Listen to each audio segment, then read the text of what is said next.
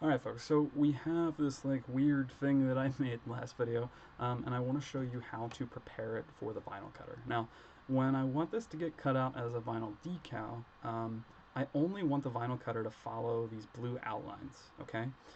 So all we need to do is give it a fill. What I would like you to do is use our style guide. So if you hit these four buttons right here, the four little dots, we have a style for vinyl blocking. That is all you have to do. It does not need an outline or a stroke or any other effect or weird thing going on. You just need to have this. The biggest thing you need to check is that these little letters here are not individual vectors. We just want one vector for our entire sticker. There might be certain situations that you want to have multiple vectors, like you want to have like in a little piece right here, maybe it's like someone's eye or something like that. I don't know. That is great. You can totally do that if it's within your design brief.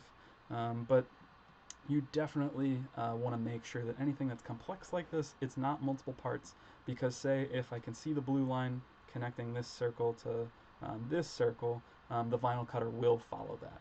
The way it is right now, the vinyl cutter is just going to follow that blue outline and it's good to go. So make sure your file looks something like this. If you think something looks weird, just let me know and I will help you get that fixed up.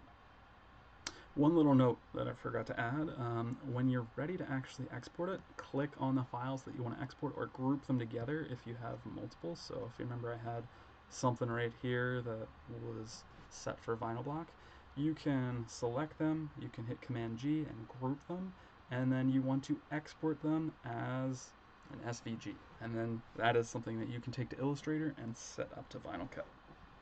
I hit that, it downloads it right away, and it's ready to go.